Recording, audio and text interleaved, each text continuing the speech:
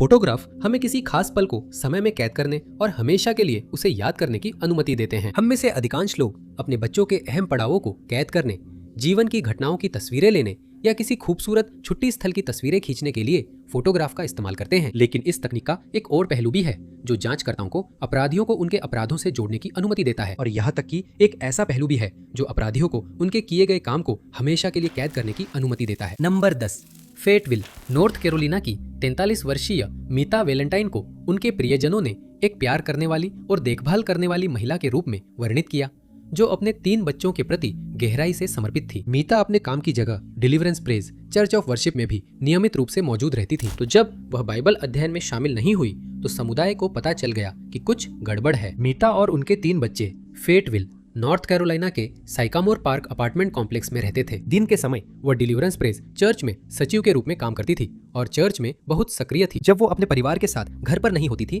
तो मीता आमतौर पर चर्च में होती थी, पादरी की मदद करती थी और सामुदायिक कार्यक्रमों का आयोजन करती थी। उनका विश्वास बहुत गहरा था और वह सप्ताह भर हर प्रवचन के साथ साथ बाइबल अध्ययन में भी नियमित रूप से भाग लेती थी। रिपोर्ट्स के अनुसार मीता अकेली रहती थी, लेकिन उनका एक व्यक्ति के साथ संबंध था जिसका नाम रेजिनॉल्ड मैकडॉवेल था। रेजिनॉल्ड उनके एक बच्चे के पिता थे, लेकिन उनका रिश्ता बहुत उथल-पुथल भरा था और घरेलू हिंसा का गहरा इतिहास था। 1999 में रेजिनॉल्ड ने मीता का अपहरण कर लिया था। कुछ रिपोर्ट्स के अनुसार उस समय उनके बॉयफ्रेंड का भी अपहरण किया गया था, जिसके चलते रेजिनॉल्ड को 15 साल की जेल की सजा हुई थी। ऐसा लगता है कि अपहरण से पहले दोनों एक कपल थे, लेकिन 1999 से कुछ समय पहले उनका रिश्ता खत्म हो गया था।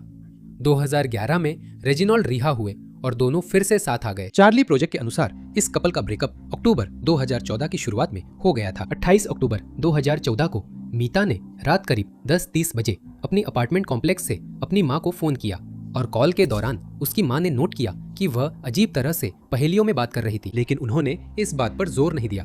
अगले दिन चर्च में हमेशा की तरह बाइबल स्टडी हुई, लेकिन उन्होंने देखा कि एक सदस्य मीता गायब थी। यह बहुत असामान्य था और चर्च ने तुरंत उसके परिवार से संपर्क किया। जब कोई भी उनसे संपर्क नहीं कर सका तो फेटविल पुलिस को बुलाया गया और जांच शुरू की गई। अपनी पूछताछ के बावजूद पुलिस को पता चला कि अपनी गुमशुदगी से कुछ हफ्ते पहले मीता बहुत डरी हुई थी और अक्सर चर्च के लोगों से कहती थी कि वे उसे घर तक छोड़ दें। उनके एक पड़ोसी ने यह भी बताया कि गायब होने से ठीक पहले मीता ने रेजिनॉल्ड को अपने अपार्टमेंट में आने से मना कर दिया था। हिंसा के इतिहास के कारण जांचकर्ताओं ने तुरंत उसके पूर्व प्रेमी की ओर ध्यान दिया, लेकिन उन्हें मुश्किल हुई क्योंकि सबूतों की स्पष्ट कमी थी। खोज दल बनाए गए, लेकिन जैसे जैसे हफ्ते बीतते गए उसका कोई सुराग नहीं मिला। हफ्ते महीनों में बदल गए और अभी भी मीता का कोई सुराग नहीं मिला। उसके गायब होने के थोड़े ही समय बाद उसके पूर्व प्रेमी रेजिनॉल्ड ने राज्य छोड़ दिया और फेटविल में अपने परिवार से संपर्क तोड़ लिया। पुलिस को लगा कि यह मामला ठंडा पड़ जाएगा। ऐसा तब तक था जब तक उन्होंने मीता के अपार्टमेंट के बाहर की सीसीटीवी फुटेज की जांच नहीं की। 28 अक्टूबर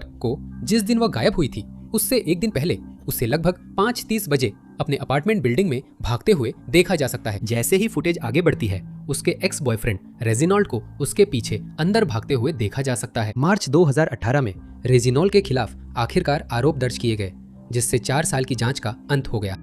दुर्भाग्यवश रेजिनॉल्ड मैकडॉवेल अभी भी फरार है और नॉर्थ कैरोलिना राज्य उसे ढूंढने और उसका मामला जज के सामने लाने के लिए उत्सुक है। माना जाता है कि रेजिनॉल्ड न्यूयॉर्क में है और पकड़े जाने पर उसे प्रत्यर्पित कर दिया जाएगा। जिस किसी के पास भी जानकारी हो उससे अनुरोध है कि वह फेटविल पुलिस विभाग से 9104331529 पर संपर्क करें और केस नंबर 14032140321112 का हवाला दे। नंबर 9, 2006 में 26 वर्षीय जोड़ी एरियास एक नए मौके की तलाश में थी। उसने अपनी किशोरावस्था और शुरुआती 20 के दशक में कई तरह की नौकरियां की थीं और अब वो कुछ ऐसा चाहती थी जिसमें वो पूरी तरह से जुट सके। तभी उसने प्रीपेड लीगल सर्विसेज नामक कंपनी में एक सेल्स पोजीशन के बारे में पता लगा। जोड़ी को अपनी नई नौकरी बहुत पसंद आई और उसे ये बात भी बहुत अच्छी लगी कि उसे वेस्ट कोस्ट में घूमने का मौका मिल रहा था। उस साल सितंबर में जोड़ी ने लास वेगस में कंपनी के एक सम्मेलन में भाग लिया और कंपनी के कई उच्च अधिकारियों से मिली। इसी सम्मेलन में उसकी मुलाकात ट्रेविस अलेक्जेंडर से हुई, जो कंपनी का एक और सेल्समैन था। दोनों की तुरंत बन गई और उनका जुड़ाव बहुत गहरा और त्वरित था। दोनों ने साथ में वीकेंड बिताया और इस बात पर सहमति जताई कि वे आगे भी मिलना चाहेंगे। हालांकि जोड़ी कैलिफोर्निया में रहती थी और ट्रेविस एरिजोना में। उनका रिश्ता मजबूत बना रहा। जोड़ी ने तो उनके लिए लेटर डे सेंट्स चर्च में भी शामिल हो गई थी। 2007 की गर्मियों में सिर्फ कुछ महीनों के रिश्ते के बाद ट्रैविस ने जोडी से रिश्ता तोड़ लिया। उनका रिश्ता बहुत ही कम समय में बेहद गहरा हो गया था और ट्रैविस को समझ नहीं आ रहा था कि वो इस रिश्ते को कहां ले जाना चाहता है। दुर्भाग्यवश जोडी ने इस ब्रेकअप को अच्छी तरह से नहीं लिया और उसने ट्रैविस को लगातार मैसेज भेजना शुरू कर दिया। फिर ब्रेकअप के कुछ ही हफ्तों बाद जोडी कैलिफोर्निया से मेसा एरिजोना चली गई, जहां ट्रैविस रह रहा था। मेसा में रहते हुए जोडी बिना बताए ट्रैविस के घर पहुंच जाती थी और खुद ही अंदर चली जाती थी। उन दोनों का रिश्ता कभी बनता कभी टूटता रहता था और ट्रैविस कभी कभी जोडी के साथ शारीरिक संबंध बना लेता था। इस दौरान ट्रैविस ने एक और महिला से मिलना शुरू कर दिया, जिससे जोडी और भी ज्यादा गुस्सा हो गई। उसके दोस्तों ने यहाँ तक दावा किया कि बदला लेने के लिए जोडी ने ट्रैविस की गाड़ी के टायर भी काट दिए थे। जून 2008 तक ऐसा लग रहा था कि दोनों एक दूसरे से आगे बढ़ चुके हैं, लेकिन बाद में फोन रिकॉर्ड से पता चला कि वे अब भी कभी कभी शारीरिक संबंध बनाते रहे थे। उस महीने ट्रैविस को कंपनी के रिट्रीट के लिए कैंकून मेक्सिको जाना था, लेकिन वो वहां नहीं पहुंचा और कोई भी उससे संपर्क नहीं कर सका। जैसे ही वीकेंड खत्म हुआ, ट्रैविस के दोस्तों ने उसके घर जाने का फैसला किया क्योंकि चिंता बढ़ रही थी। जब वे 9 जून को उसके घर पहुंचे तो उनका सामना एक भयानक अपराध स्थल से हुआ। ट्रैविस को मास्टर बाथरूम में पाया गया। उसके शरीर पर कई जगह चुभने के घाव थे। जब पुलिस पहुंची तो उन्होंने पाया कि ट्रैविस की मौत कई दिन पहले हो चुकी थी और किसी ने उसकी जान ले ली थी। शुरुआती शक जोडी पर गया, जो ट्रैविस की नाराज एक्स गर्लफ्रेंड थी, लेकिन उसने एक एलिबी बनाई और दावा किया कि वो अपने परिवार के साथ कैलिफोर्निया में थी। जांचकर्ताओं ने उसकी बात पर कुछ हद तक विश्वास किया, लेकिन फिर उन्होंने अपराध स्थल से एक डिजिटल कैमरा खोज निकाला, जिसे वॉशिंग मशीन के अंदर रखा गया था। पानी से नुकसान होने के बावजूद डिजिटल फोरेंसिक टीमों ने तस्वीरें रिकवर कर ली और वे बेहद आपत्तिजनक सच्चाई उजागर कर रही थीं। तस्वीरों में जोडी और ट्रैविस को अंतरंग गतिविधियों में शामिल देखा जा सकता है और दोनों की और भी नग्न तस्वीरें मौजूद थीं। उन्होंने ट्रैविस की आखिरी ली गई तस्वीर भी खोजी और जैसे ही वे स्क्रॉल कर रहे थे, उन्हें उसकी एक और तस्वीर मिली जिसमें वो खून से लथपथ था। ये और अन्य फोरेंसिक सबूतों के साथ पुलिस के लिए जोडी को अपने पूर्व प्रेमी की हत्या करने के आरोप में गिरफ्तार करने और आरोप लगाने के लिए पर्याप्त था। एक लंबी सुनवाई के बाद जोडी को बिना पैरोल की संभावना के आजीवन कारावास की सजा सुनाई गई। उसकी अच्छी शक्ल सूरत के कारण उसका मामला पूरे देश में सनसनी बन गया, लेकिन इस प्रचार प्रसार ने मामले की गंभीरता को कम कर दिया। इस पूरे मामले में ट्रैविस अलेक्जेंडर को याद रखा जाना चाहिए, न कि सनसनीखेज सुर्खियों को इस मामले पर हावी होने देना चाहिए। नंबर 8, 18 साल की ब्रिटनी गर्गल सस्केचेवान, कनाडा की रहने वाली थी, जिन्हें एक होशियार और प्यार करने वाली युवती के रूप में वर्णित किया गया था, जो अभी अभी अपनी जिंदगी में अपनी जगह बनाना शुरू कर रही थी। ब्रिटनी ने हाल ही में स्कूल छोड़ा था और अपनी जिंदगी के अगले बड़े रोमांच की ओर बढ़ रही थी। दुर्भाग्यवश मार्च 2015 में उनकी जिंदगी अचानक खत्म हो गई और उनके निधन से ठीक पहले उनके द्वारा ली गई एक फेसबुक तस्वीर उनके मामले में एक महत्वपूर्ण सबूत बन गई। 23 मार्च 2015 को 18 वर्षीय ब्रिटनी और उनकी दोस्त 18 वर्षीय शायन एंटोइन सास्काटून में एक रात बाहर घूमने का फैसला करती है। दोनों एक दूसरे से अलग नहीं होती थी और 9वीं कक्षा से ही दोस्त थी। दोनों लड़कियों ने कनाडाई फोस्टर केयर सिस्टम का अनुभव किया था और अपने बचपन के अनुभवों के कारण गहरा रिश्ता बना लिया था। आधी रात के बाद किसी समय दोनों घर से निकली, बार में रात बिताने के लिए तैयार थी, लेकिन निकलने से पहले उन्होंने जल्दी से एक फोटो खींची। बाई ओर शायन है और दाई ओर ब्रिटनी।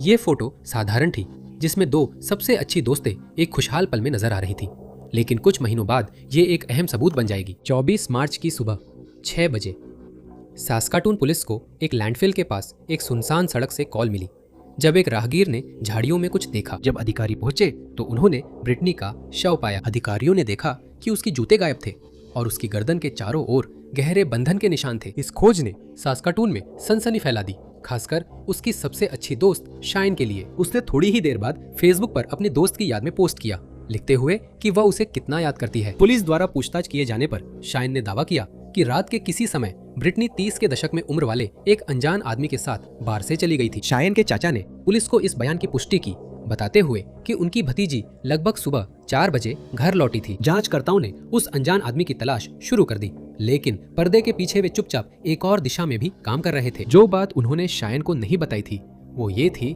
कि उन्होंने घटना स्थल से एक काली बुनी हुई बेल्ट बरामद की थी। जब अधिकारियों ने उसकी सोशल मीडिया पेजों को देखा तो उन्हें पिछली रात की एक फोटो मिली, जिसमें शाइन बिल्कुल वैसी ही बेल्ट पहने हुए थी। वो लगातार अपनी बेगुनाही का दावा करती रही, लेकिन उसकी कहानी बिखरने लगी थी। उसके चाचा ने बाद में सुबह 4 बजे उसे देखने के अपने दावे से पीछे हट गए और नई सीसीटीवी फुटेज ने ये गलत साबित कर दिया कि ब्रिटनी किसी आदमी के साथ गई थी। इस केस के लिए आखिरी झटका तब लगा जब बेल्ट से डीएनए रिपोर्ट आई। डीएनए का एक नमूना ब्रिटनी का था और दूसरा शायन का। मार्च 2015 में शायन को गिरफ्तार किया गया और अपनी दोस्त की जान लेने के आरोप में औपचारिक रूप से आरोप लगाया गया। सबूतों का सामना करने पर शायन टूट गई और उसने कबूल कर लिया। उसने अधिकारियों को बताया कि दोनों के बीच नशे में झगड़ा हो गया था। उसने फिर दावा किया कि वह बेहोश हो गई थी और जब उसकी आंख खुली तो उसने देखा कि ब्रिटनी जमीन पर ठंडी पड़ी हुई थी। जनवरी 2018 में शायन गर्गल ने सस्केचेवान क्राउन कोर्ट में पेश हुई, जहां उसे कम गंभीर आरोप गैर इरादतन हत्या का दोषी पाया गया। अभियोजकों को आपराधिक इरादे को साबित करने में कठिनाई हुई और उन्हें कम गंभीर आरोपों का सहारा लेना पड़ा। 15 जनवरी को शायन को केवल 7 साल की जेल की सजा सुनाई गई। ब्रिटनी के परिवार ने तुरंत प्रतिक्रिया दी और सार्वजनिक रूप से अपनी निराशा जाहिर की। ब्रिटनी के परिवार ने मीडिया से कहा, जिस दिन ब्रिटनी का जन्म हुआ था उस दिन से लेकर जब तक उसे दुखद रूप से हमसे छीन नहीं लिया गया, उसकी आत्मा हमारे परिवार में एक चमकदार रोशनी थी। अधिकतर दिनों में हम उसके बारे में और उस रात क्या हुआ था इसके बारे में सोचना बंद नहीं कर सकते। उससे उसका पूरा परिवार और उसके दोस्त बहुत याद करते हैं और उससे बहुत प्यार करते हैं। नंबर 7। मार्च 2014 में 22 वर्षीय सेलर विलियम्स और उसके दोस्त 22 वर्षीय ब्रेंडन वेगा सांता बारबरा कैलिफोर्निया में एक अभियान के लिए निकले। दोनों थोड़े अनुभवहीन थे और उन्होंने एक आसान रास्ता चुना। जो एक मजेदार दिन होना चाहिए था वो जंगल में जल्दी ही अफरा तफरी में बदल गया। 16 मार्च को सेलर और ब्रेंडन ने अपनी कार में सामान भर लिया और कैलिफोर्निया के गूल्ड पार्क में कोल्ड स्प्रिंग ट्रेल के लिए निकल पड़े। ये ट्रेल लगभग 2.3 मील लंबी है और आमतौर पर इसे पूरा करने में 2 घंटे लगते हैं। ये ट्रेल आंशिक रूप से बिना निशान के भी है, जिससे हाइकर्स को परेशानी हो सकती है अगर उन्होंने पहले से ट्रेल का नक्शा डाउनलोड नहीं किया हो। सेलर के अनुसार उनकी हाइक सामान्य रूप से शुरू हुई थी, लेकिन जैसे जैसे वे आगे बढ़े उन्हें एहसास हुआ कि इलाका उनकी उम्मीद से ज्यादा खतरनाक है। हाइक के कुछ हिस्से बिना निशान के होने के कारण दोनों गलत रास्ते पर मुड़ने लगे और इससे पहले कि वे समझ पाते सूरज ढलने लगा था। दोनों अपनी टॉर्च भूल रहे थे और उनके फोन की बैटरी धीरे धीरे खत्म हो रही थी। इसके बावजूद दोनों अंधेरे में अपने कार की ओर वापस जाने वाले रास्ते पर चलते रहे। सेलर एक चट्टान से कूद गई। हालांकि कुछ स्रोतों का कहना है कि वो गिर गई और बुरी तरह से गिरी, जिससे उसकी टखने की हड्डी टूट गई। एक अच्छे दोस्त होने के नाते ब्रेंडन ने सेलर को उठाकर ले जाने की कोशिश की, लेकिन हालात बहुत खराब थे और दोनों गिर पड़े, जिससे सेलर की कलाई, बाजू और दूसरी टखने में भी और फ्रैक्चर हो गया। अब दोनों एक चौराहे पर थे और उन्होंने फैसला किया कि सेलर वहीं रुकेगी जबकि ब्रेंडन मदद लेने जाएगा। फ्रैक्चर के साथ साथ खाने और पानी की कमी सेलर को प्रभावित करने लगी थी और उसे लग रहा था कि वो बार बार होश खो रही है और वापस होश में आ रही है। जब रात हो गई और कोई मदद नहीं आई तो सेलर को लगा कि अब उसका बचना नामुमकिन है। वो गर्म कपड़े या कंबल पैक करना भी भूल गई थी, जिससे वो मौसम की मार झेलने के लिए मजबूर हो गई थी। 17 मार्च आ गया और सेलर अभी भी जिंदा थी, लेकिन बस किसी तरह से अपनी जान बचाए हुए थी। थकी हुई और बोलने में असमर्थ वो झाड़ियों में पड़ी रही, उम्मीद करती रही कि कोई उसकी मदद करेगा। उसी सुबह बाद में 3 ट्रैकर्स जो कोल्ड स्प्रिंग ट्रेल पर जा रहे थे कुछ तस्वीरें लेने के लिए रुके, लेकिन जब उन्होंने अपना फोन चेक किया तो उन्होंने चट्टान के नीचे एक लाल रंग का ढेर देखा। चिंतित होकर समूह ने पार्क के कर्मचारियों को फोन किया और 1 घंटे के भीतर टीमें मौके पर पहुंच गईं। जांच करने पर वो लाल रंग का ढेर सेलर के बाल थे। जब खोज और बचाव दल आखिरकार सेलर तक पहुंचे तो वो बहुत बुरी हालत में थी और उसे तुरंत खाना और तरल पदार्थ की जरूरत थी। उसे तुरंत अस्पताल ले जाया गया। यहाँ डॉक्टरों ने उसके फ्रैक्चर की गंभीरता का पता लगाया। शुक्र है सेलर पूरी तरह से ठीक हो गई। उसने मीडिया से कहा कि उसके रंगे हुए लाल बाल ही एकमात्र वजह थे जिसकी वजह से उसे देखा गया, और उसने उन हाइकर्स का धन्यवाद किया जिन्होंने उसे ढूंढा। दुर्भाग्यवश ब्रेंडन अपने दोस्त के लिए मदद ढूंढते हुए सांता बारबरा के जंगल में रास्ता भटक जाने के बाद जीवित नहीं बच पाया। ब्रेंडन के परिवार ने यहाँ तक कि उसका अंतिम संस्कार भी तब तक टाल दिया जब तक कि सेलर इतनी ठीक नहीं हो गई कि वो उसमें शामिल हो सके। उसका परिवार चाहता है कि उसे एक दयालु और साहसी युवक के रूप में याद किया जाए जिसकी जिंदगी बहुत जल्दी खत्म हो गई। वो अपने दोस्त को बचाने की कोशिश करते हुए चला गया। ये एक सम्मान है जिसे सेलर हल्के में नहीं लेते। नंबर 6। जुआन कातालान लॉस एंजेलिस कैलिफोर्निया में एक सामान्य स्थिर जीवन जीते थे। 90 के दशक के अंत में जुआन ने अपनी बेटी मेलिसा का इस दुनिया में स्वागत किया और उसके जन्म के पल से ही वह उनकी जिंदगी का केंद्र बन गई। 2003 तक जुआन और मेलिसा ने एक मजबूत दिनचर्या बना ली थी और पिता बेटी का समय बिताने का उनका पसंदीदा तरीका था लॉस एंजेलिस डोजर्स का मैच देखना। अगस्त 2003 में जुआन को एक ऐसे अपराध के लिए गिरफ्तार किया गया जिसे उन्होंने करने से इनकार किया था और एलए डोजर्स के प्रति उनका प्यार उनकी सफाई में एक भूमिका निभाएगा। अगस्त 2003 में जुआन अपने घर पर आराम कर रहे थे, अपनी फैमिली के साथ गर्मी का मौसम एंजॉय कर रहे थे। तभी उन्होंने बाहर शोर सुना। जब उन्होंने खिड़की से बाहर देखा तो उन्हें एहसास हुआ कि एक स्वाट यूनिट उनके घर में घुस रही है।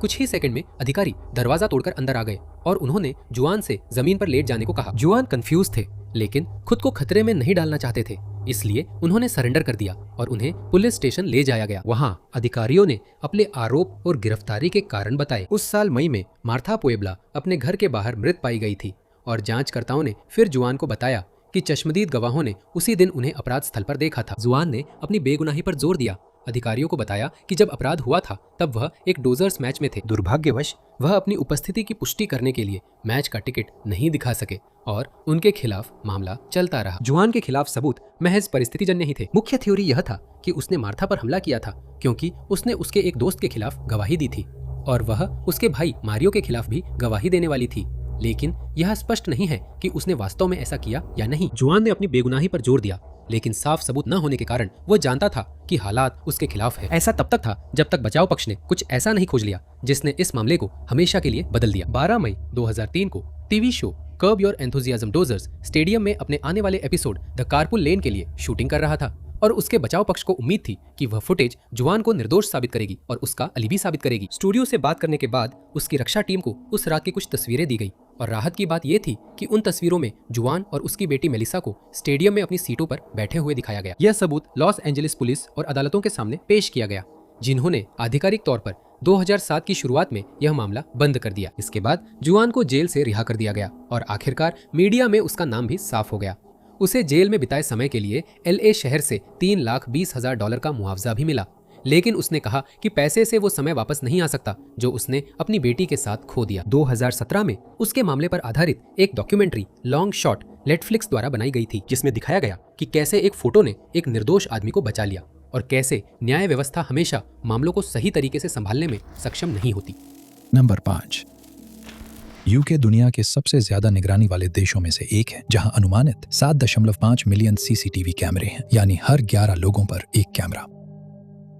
इस आंकड़े में डैश कैम और डोरबेल कैमरे शामिल नहीं हैं, जो पिछले 10 वर्षों में काफी लोकप्रिय हो गए हैं। तो जब 33 वर्षीय सारा एवरॉड लंदन में गायब हो गईं, तो जांचकर्ताओं को पता था कि फोटोग्राफिक सबूत इस मामले को सुलझाने की कुंजी होंगे। सारा एवरॉड डरहम यूनिवर्सिटी से स्नातक थीं और जब उन्होंने 2000 के दशक के अंत में मानव भूगोल में अपनी डिग्री पूरी की तो वो फिर से दक्षिणी इंग्लैंड में रहने लगी थी। 2021 तक उन्हें एक मीडिया एजेंसी में नौकरी मिल गई थी और वो डिजिटल मार्केटिंग की जिम्मेदारी संभाल रही थी। वो अपने काम में बेहद माहिर थी और दुनिया भर के अलग अलग लोगों से बातचीत करना उन्हें बहुत पसंद था। 3 मार्च 2021 को सारा सुबह उठी और हमेशा की तरह अपने काम पर चली गई। दिन में उन्होंने अपने बॉयफ्रेंड से भी बात की और उस दोस्त से भी जिसके घर वो बाद में मिलने जा रही थी। करीब शाम 5 बजे सारा निकली और साउथ लंदन के क्लैफम में अपनी उस दोस्त के घर की ओर गई। रिपोर्ट्स के मुताबिक सारा और उनकी दोस्त ने खाना खाया और बातें की। इसके बाद सारा करीब रात 9 बजे वहां से निकल गई। वो ब्रिक्सटन में रहती थी, जो क्लैफम से करीब 10 मील की दूरी पर है और लंदन की शानदार परिवहन व्यवस्था की वजह से वहां आसानी से पहुंचा जा सकता है। करीब रात 9:30 बजे से कुछ पहले उन्होंने अपने बॉयफ्रेंड को फोन किया और यही उनकी आखिरी ज्ञात बातचीत साबित हुई। सारा अगले दिन काम पर नहीं पहुंची, जो उनके लिए बहुत असामान्य था। दिन बीतता गया और कोई खबर नहीं आई, तो उनके नियोक्ताओं ने उनके परिवार से संपर्क किया, जिन्होंने आगे मेट्रोपॉलिटन पुलिस से संपर्क किया। मेट्रोपॉलिटन पुलिस को सार्वजनिक अपील करने में 6 मार्च तक का समय लग गया और जैसे ही ये मामला खबरों में आया, ये देश के ध्यान का केंद्र बन गया। आने वाले दिनों में पुलिस ने मीडिया को हर उपलब्ध जानकारी दी, जिसमें सारा का A205 पर ब्रिक्सटन की ओर चलते हुए CCTV फुटेज भी शामिल था। मेट्रोपॉलिटन पुलिस ने जनता को ये नहीं बताया था कि उन्हें कुछ बहुत ही परेशान करने वाली तस्वीरें और CCTV फुटेज मिली थी, जो उनके ही एक अधिकारी की ओर इशारा कर रही थी। सारा के गायब होने के कुछ ही दिनों बाद 48 वर्षीय वेन कूजन्स की गिरफ्तारी की खबर ने पूरे देश को हिलाकर रख दिया। मेट पुलिस ने पुष्टि की कि उन्होंने सारा के लापता होने, संभावित हत्या और अपहरण के सिलसिले में उसे गिरफ्तार किया है। आने वाले महीनों में मेट्रोपॉलिटन पुलिस ने वेन द्वारा क्लैथम के पॉइंटर्स कोर्ट में सारा को जबरन रोकने की जो CCTV फुटेज और तस्वीरें मिली थी, उन्हें सार्वजनिक किया। चश्मदीद गवाहों ने घटनाओं की पुष्टि की। उन्होंने बताया कि उन्होंने, जिसे वे एक अंडरकवर अधिकारी समझ रहे थे, उस वेन को सड़क के किनारे सारा को गिरफ्तार करते हुए देखा था। वेन काउजन्स 2002 से पुलिस अधिकारी के रूप में काम कर रहे थे और 2018 में मेट पुलिस तक पहुंच गए थे, जहां वे एक सशस्त्र अधिकारी के रूप में भी कार्यरत थे। 2020 में उन्हें और पदोन्नति मिली और वे संसदीय और राजनयिक सुरक्षा इकाई में चले गए, जहां उन्हें लगातार हथियारों तक पहुंच दी गई। मेट पुलिस ने बताया कि वेन ने अपना आधिकारिक पुलिस पहचान पत्र इस्तेमाल करके सारा को धोखे से अपनी हथकड़ी में डाल लिया और उसे जबरदस्ती अपनी कार में डाल दिया। यात्रा के दौरान कहीं न कहीं उसका नकाब उतर गया और ये साफ हो गया कि सारा को विड नियमों का उल्लंघन करने के लिए गिरफ्तार नहीं किया गया था। इसके बाद वेन सारा को डोवर के एक सुनसान इलाके में ले गया, जहां उसने उस पर हमला किया और फिर उसकी लाश को जंगल में छोड़ दिया। फोटोग्राफिक और सीसीटीवी सबूत सारा के मामले में बहुत महत्वपूर्ण थे और इससे मेट पुलिस को वेन के खिलाफ एक मजबूत केस बनाने में मदद मिली। सितंबर 2021 में वेन कुजेंस को सारा की जान लेने का दोषी पाया गया। अदालतों ने सुना कि उस दिन वेन ने एक असहाय युवा महिला को ढूंढने और उस पर हमला करने की योजना बनाई थी। यह भी पता चला कि वेन के एक अधिकारी के रूप में काम करने के दौरान उसके खिलाफ कई शिकायतें दर्ज की गई थी। हालांकि या तो ये शिकायतें सामने नहीं आई या फिर इन्हें नजरअंदाज कर दिया गया। पुलिस अधिकारी के रूप में उसकी स्थिति के कारण, जो एक ऐसा काम है जिसका उद्देश्य लोगों की रक्षा करना है, जज ने उसे उम्र कैद की सजा सुनाई, जिसमें पूरी जिंदगी जेल में रहना शामिल है, जिसका मतलब है कि वो फिर कभी बाहर की दुनिया नहीं देख पाएगा। सारा के परिवार चाहता है कि उसे उसकी प्यार भरी और दयालु आत्मा के लिए याद किया जाए। वे ये भी आशा करते हैं कि उसकी मृत्यु से यूके में महिलाओं और लड़कियों की सुरक्षा के लिए और अधिक कानून बनाने में मदद मिलेगी। नंबर 4, रसेल विलियम्स कभी कनाडा के सबसे सम्मानित सैनिकों में से एक थे और उन्होंने सशस्त्र बलों में एक उच्च पद संभाला था। उनका काम उन्हें पूरी दुनिया में ले गया और उन्हें देश और विदेश के गणमान्य व्यक्तियों को विमान से ले जाने की जिम्मेदारी भी सौंपी गई थी। 2000 के दशक के अंत में रसेल का करियर तब रुक गया जब एक बड़ी आपराधिक जांच शुरू हुई।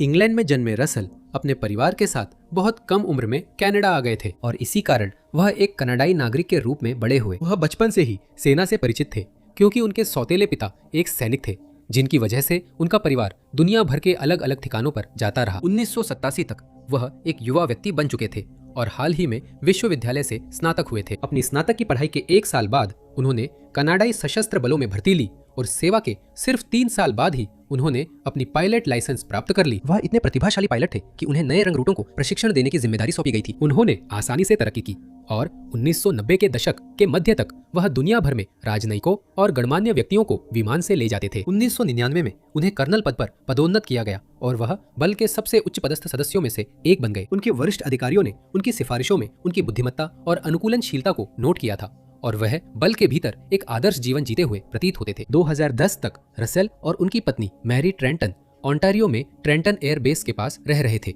और ऐसा लग रहा था कि कुछ ही वर्षों में रसेल बल से सेवानिवृत्त हो जाएंगे, साथ ही एक सम्मानित अधिकारी के रूप में भी। यह सब फरवरी 2010 तक ठीक था जब उन्हें ओंटारियो पुलिस द्वारा पूछताछ के लिए बुलाया गया। उसी महीने की शुरुआत में 27 वर्षीय जेसिका लॉयड बेलविल ओंटारियो में अपने घर से अजीब परिस्थितियों में गायब हो गई थी। उनके घर के बाहर जांचकर्ताओं को बर्फ में एक निशान, पाथफाइंडर के टायरों के निशान मिले। संयोग से एक अधिकारी रसेल की कार के पास से गुजरा और उसने देखा कि वे टायरों के निशान जेसिका के घर के बाहर मिले निशानों जैसे ही दिखते हैं। जब उसे शुरू में पूछताछ के लिए लाया गया तो उसने सब कुछ नकार दिया, लेकिन जब उसे फोरेंसिक सबूत दिखाए गए तो वो टूट गया। रसेल ने जेसिका का अपहरण करने और उसकी लाश को एक दूर दराज जगह पर फेंकने की बात कबूल कर ली, लेकिन ये अकेला अपराध नहीं था जिसे उसने कबूल किया। और सिर्फ इतना ही नहीं, उसने अधिकारियों को बताया कि उसने अपने सभी अपराध स्थलों पर तस्वीरें ली थीं और अगले 10 घंटों तक उसने अपने अपराधों के बारे में बेहद विस्तार से बताया, जिसमें कॉर्पोरल मेरी फ्रांसकोमो की अनसुलझी हत्या भी शामिल थी, जिन्हें नवंबर 2009 में उनके घर में मृत पाया गया था। उसने यह भी कबूल किया कि वह 82 महिलाओं के घरों में घुसा था ताकि उनकी अंडरवियर चुरा सके। उसने इन सभी अपराधों की, जिसमें हत्याएं भी शामिल थी, तस्वीरें खींची थीं ताकि वह जब चाहे उन्हें दोबारा जी सके। जैसे जैसे महीने बीते गए, रसेल ने नोट किया कि उसकी इच्छाएं और भी ज्यादा मजबूत होती जा रही थी और उसके हमले बढ़ते जा रहे थे। उसने यह भी कबूल किया कि उसने अपनी रैंक और समझदारी का इस्तेमाल करके मैरी के उड़ान रिकॉर्ड निकाले ताकि उसे पता चल सके कि वह कब घर पर अकेली होगी। जांचकर्ताओं ने घटनास्थल पर रसेल द्वारा खींची गई हजारों तस्वीरें बरामद कर ली, जिससे उसकी दोषिता और भी पक्की हो गई। अक्टूबर 2010 में रसेल विलियम्स को उम्र कैद की सजा सुनाई गई, जिसमें पैरोल के लिए विचार किए जाने से पहले कम से कम 25 साल जेल में रहना होगा। अपने मुकदमे के परिणाम स्वरूप रसेल के सभी पद और उपाधियां छीन ली गई और उसे कनाडाई सशस्त्र बलों से बर्खास्त कर दिया गया। नंबर 3, 1984 की गर्मियों में 21 वर्षीय शेरी मिलर लॉस एंजलिस के एक बार में, जिसका नाम मीट मार्केट था, अपने खर्चे पूरे करने के लिए काम कर रही थी। उन्हें खुश मिजाज और बुद्धिमान बताया गया था और वो अपनी बाकी जिंदगी के लिए योजनाएं बनाना शुरू कर रही थी। शेरी मॉडल बनना चाहती थी और उन्हें लगता था कि लॉस एंजलिस अपने पोर्टफोलियो को आगे बढ़ाने के लिए सबसे बेहतरीन जगह है। उस साल जुलाई की एक शाम शेरी ने बार में एक और लंबी रात के लिए अपनी शिफ्ट शुरू की। तभी विलियम ब्रैडफोर्ड अंदर आया। वो बार में बैठा और शेरी के साथ बहुत विनम्रता से पेश आया और आखिरकार दोनों के बीच बातचीत शुरू हो गई। कुछ ही घंटों में शेरी ने विलियम को बताया कि वो एक मॉडल बनना चाहती है और विलियम ने उसे बताया कि वो किस्मत वाली है। संयोग से वो एक फोटोग्राफर था और उसे अच्छी पोर्ट्रेट तस्वीरें देने में खुशी महसूस करेगा। उसने ये भी बताया कि वो उसे इंडस्ट्री के कुछ नंबर भी दे सकता है। कुछ दिन बाद दोनों मिले और विलियम ने शेरी को एलए के उत्तर में रेगिस्तान के एक दूरस्थ कैंप साइट पर ले गया। शेरी के पास से चट्टानों के पास फोटो लेने के बाद उसने उस पर हमला कर दिया।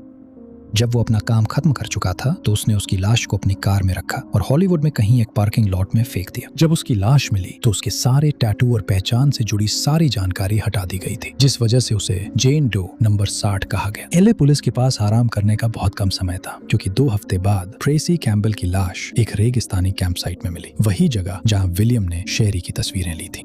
बाद में पता चला कि विलियम ने ट्रेसी को भी उसी बहाने फंसाया था, एक फोटोशूट और एक युवा मॉडलिंग करियर को बढ़ावा देने का वादा करके। सिर्फ कुछ हफ्ते बाद विलियम एलएपीडी के शक के घेरे में आ गया, क्योंकि वो ट्रेसी को आखिरी बार जिंदा देखने वाला व्यक्ति था। शक इतना गहरा था कि जांचकर्ताओं ने जज से उसके अपार्टमेंट की तलाशी के लिए वारंट मांगा। जब अधिकारी अंदर पहुंचे तो उन्होंने सैकड़ों युवा महिलाओं की मॉडलिंग पोज में तस्वीरें पाई। इन तस्वीरों में से एक तस्वीर जुलाई में मिली जेन डो नंबर 60 से काफी मिलती जुलती थी और विलियम को गिरफ्तार कर लिया गया। जांचकर्ताओं ने बाद में पुष्टि की कि कुछ तस्वीरें वाकई में शेरी मिलर की थी। वे उन कम से कम 50 महिलाओं की भलाई को लेकर भी चिंतित थे, जिनकी तस्वीरें उसने 1970 और 1980 के दशक में खींची थी। उसके खिलाफ चल रही कार्यवाही अजीब थी, क्योंकि उसने खुद अपना वकील बनने का फैसला किया और लगातार वकीलों को नियुक्त और बर्खास्त करता रहा। आखिरकार विलियम ने अपना अपराध खुद कबूल कर लिया, जब उसने अदालत से कहा, सोचिए उन कितनों के बारे में जिन्हें आप जानते भी नहीं हैं। अब बिल्कुल सही है, बस इतना ही। विलियम्स के व्यवहार के कारण लंबी सुनवाई के बाद उन्हें दोनों मामलों में दोषी पाया गया और उन्हें मृत्यु दंड की सजा सुनाई गई। उन्हें सैन क्विंटिन भेजा गया और 2008 में 61 वर्ष की आयु में उनका निधन हो गया। 2006 में एलएपीडी ने विलियम्स की तस्वीरों में मौजूद महिलाओं की पहचान के लिए एक अपील शुरू की और कुछ ही हफ्तों में उन्होंने उनमें से 31 की पहचान कर ली थी। ऐसा माना जाता है कि विलियम ने कई और लोगों की जान ली है और हम आशा करते हैं कि न्याय प्रणाली इन परिवारों को सुकून दे सके। नंबर 2। 22 सालों तक 40 वर्षीय विलियम मोल्ट के परिवार ने ये सोचते हुए समय बिताया कि उनके साथ क्या हुआ था। लैंटाना, फ्लोरिडा में जन्मे और पले बढ़े विलियम ने एक शांत और सुखद जीवन जिया था और वे एक मॉर्गेज सलाहकार के रूप में काम करते थे। 7 नवंबर 1997 की शाम को विलियम वयस्कों के लिए एक बार में गए ताकि काम के तनावपूर्ण दिन के बाद आराम कर सके और खुद को तरोताजा कर सके। करीब 9:30 बजे रात को विलियम ने बार से अपनी गर्लफ्रेंड को फोन किया और बताया कि वे जल्दी ही घर आ जाएंगे, लेकिन उसकी गर्लफ्रेंड ने दरवाजे में उसकी चाबी घुमाने की आवाज कभी नहीं सुनी। जब वे अगले दिन काम पर नहीं पहुंचे तो उनकी गर्लफ्रेंड और परिवार ने उन्हें लापता होने की रिपोर्ट पाम बीच काउंटी शेरिफ कार्यालय में दर्ज कराई। जांच तुरंत ही एक ठहराव पर आ गई। उस रात बार में मौजूद गवाहों ने पुष्टि की कि विलियम ने कुछ ड्रिंक जरूर की थी, लेकिन वे नशे में नहीं थे और अच्छे मूड में लग रहे थे। उनके परिवार ने पुष्टि की कि उनकी कोई जानी पहचानी दुश्मनी नहीं थी और वे किसी भी आर्थिक या रिश्तों की परेशानी का सामना नहीं कर रहे थे। ऐसा लग रहा था जैसे वे धरती से गायब हो गए हों और जांचकर्ताओं को चिंता थी कि वे इस केस को कभी सुलझा नहीं पाएंगे। अगले 22 सालों तक यह मामला ठंडे बस्ते में पड़ा रहा, जब तक कि एक प्रॉपर्टी सर्वेयर वेलिंगटन फ्लोरिडा के ग्रैंड आइल्स मोहल्ले में लैंटाना से 19 मील दूर गूगल अर्थ पर घरों को नहीं देख रहा था। जब वह प्रॉपर्टी देख रहा था तो सर्वेयर ने घरों के बीच बने तालाब में एक सफेद चीज देखी। शुरुआत में यह समझना मुश्किल था कि वह क्या है, लेकिन जैसे ही उसने जूम किया उसे एहसास हुआ कि वह एक कार है। सौभाग्य से सर्वेयर उस घर के मालिक बैरी फे को जानता था और उसने उन्हें यह जानकारी देने के लिए संपर्क किया। बैरी ने पाम बीच पोस्ट को बताया कि जब उन्होंने अपनी जमीन से तालाब के किनारे से देखा तो उन्हें कुछ भी दिखाई नहीं दिया, इसलिए उन्होंने खुद गूगल अर्थ पर चेक करने का फैसला किया और उन्होंने भी वही देखा। इसके बाद उन्होंने तालाब के ऊपर एक ड्रोन उड़ाया जिसने वही नतीजे दिखाए जो गूगल अर्थ पर दिख रहे थे। जब उन्होंने पर्याप्त सबूत इकट्ठा कर लिए तो बैरी ने पाम बीच काउंटी शेरिफ कार्यालय से संपर्क किया, जिन्होंने अपनी बरामदगी की कार्रवाई शुरू की। 28 अगस्त 2019 को सफेद कार को तालाब से बाहर निकाला गया और जब उसे किनारे तक खींचा गया तो जांचकर्ताओं को वहां अवशेष मिले। फॉरेंसिक तकनीकों का इस्तेमाल करते हुए वे जल्दी ही इन अवशेषों की पहचान विलियम मोल्ट के रूप में करने में सफल रहे। उनके परिवार को इस खोज की सूचना दी गई और उन्होंने पाम बीच काउंटी शेरिफ कार्यालय और बैरी फे का उनके सभी प्रयासों के लिए धन्यवाद किया। इसके बाद के वर्षों में एडवेंचर्स विद पर्पस जैसी समूहों और अन्य ने पूरे अमेरिका में जल मार्गों में इसी तरह की खोजें की है, जिससे परिवारों को जवाब मिले हैं और मृतकों को आखिरकार शांति से विश्राम करने का मौका मिला है। नंबर 1। गूगल मैप्स हम में से किसी को भी दुनिया भर में किसी भी पते को कई अलग अलग समय अवधियों में खोजने की अनुमति देता है। हम में से कुछ लोग अपने बचपन के घरों को देखते हैं कि वे सालों में कैसे बदल गए हैं कुछ लोग स्कूल, पुराने व्यवसाय और यहाँ तक कि नए जगहों को खोजने के लिए भी इसका इस्तेमाल करते हैं। 2010 में साउथ कैरोलिना के जांचकर्ताओं ने संभावित संदिग्ध की पहचान करने में मदद के लिए इस तकनीक का सहारा लिया। 30 जुलाई 2010 को एडगर लोपेज और Pablo Gutierrez Guzman Richland, South Carolina की एक संपत्ति पर गोली लगने से मृत पाए गए। उनकी मौत ने स्थानीय समुदाय को झकझोर दिया और हर कोई सोच रहा था कि ऐसा करने वाला कौन हो सकता है। दोनों व्यक्तियों की कोई ज्ञात दुश्मनी नहीं थी और वे अपने दोस्तों और परिवार द्वारा बहुत पसंद किए जाते थे। प्रारंभिक जांच के दौरान संपत्ति के पास मौजूद चश्मदीद गवाहों ने एक विवरण दिया, जिसे रिचलैंड काउंटी शेरिफ विभाग ने हुलिये का स्केच तैयार किया। उन्होंने इस मामले में जितनी मेहनत की, उसके बावजूद ये मामला ठंडा पड़ गया। ऐसा तब तक था जब तक एक नाम उनकी नजर में नहीं आया, लेस्ली टॉड पार्विन। गवाहों ने याद किया कि उन्होंने उस दिन लेस्ली को उस संपत्ति के आसपास देखा था और कुछ ने तो उसकी हरी किया मिनी वैन को वहां से तेजी से भागते हुए भी देखा। जांचकर्ताओं को लेस्ली पर शक था, लेकिन सबूत न होने के कारण वे कोई कार्रवाई नहीं कर सके। यह स्पष्ट नहीं था कि घटना स्थल पर टायर के निशान या कोई अन्य भौतिक सबूत मिला था या नहीं। चूंकि कार तेजी से भाग गई थी और संपत्ति पर सीसीटीवी नहीं था, जांचकर्ताओं को लगा कि वे फंस गए हैं। ऐसा तब तक था जब तक उन्होंने गूगल मैप्स पर जाकर समय को 2010 तक पीछे ले गए। सिर्फ किस्मत से वे अपराध वाले दिन की संपत्ति की एक तस्वीर ढूंढने में सफल रहे और उस तस्वीर में एक हरी किया मिनी वैन दिखाई दे रही थी। गवाहों में से एक ने जांच की शुरुआत में विभाग को गाड़ी की आंशिक नंबर प्लेट दी थी, जिससे उन्होंने पुष्टि की कि गूगल अर्थ पर घटना स्थल पर मिली हरी किया लेस्ली टॉड पार्विन की थी। दुर्भाग्यवश जब तक अधिकारी इस मामले में आगे बढ़े, लेस्ली पहले ही साउथ कैरोलिना छोड़ चुका था। लेस्ली के परिवार से संपर्क करने के बाद पुलिस उसके परिवार से उसे लुइसियाना के ठिकाने से बाहर निकलकर साउथ कैरोलिना लौट आने के लिए मनवाने में सफल रही। जब वो लौटा तो उस पर औपचारिक रूप से आरोप लगाए गए और उसे गिरफ्तार कर लिया गया। फरवरी 2025 में 15 साल के इंतजार के बाद लेस्ली को दोनों आरोपों में दोषी पाया गया और उसे 35 साल की जेल की सजा सुनाई गई। अधिकारियों ने इस मामले के बारे में ज्यादा जानकारी जारी नहीं की है। लेस्ली के अपने पिता ने डेली रिकॉर्ड को बताया कि उन्हें लगता है कि उनके बेटे की 20 साल की सैन्य सेवा, जिसमें उसने इराक और अफगानिस्तान में 2 बार ड्यूटी की थी, शायद इस अपराध में योगदान कर सकती है। लेस्ली ने अदालत को बताया कि उसने आत्मरक्षा में ऐसा किया था और उसे PTSD का निदान हुआ था। गूगल मैप्स की वजह से एडगर और पाब्लो के परिवार अब ठीक होना शुरू कर सकते हैं, क्योंकि न्याय मिल चुका है। देखने के लिए आप सभी का बहुत धन्यवाद। अगर आपको यह वीडियो पसंद आया हो तो लाइक बटन जरूर दबाएं। साथ ही सब्सक्राइब करना और नोटिफिकेशन बेल दबाना न भूलें, ताकि हमारे सभी आने वाले वीडियो की जानकारी आपको मिलती रहे। लेकिन मेरा नाम टाय नॉट्स है और मैं आप लोगों से अगले वीडियो में मिलूंगा।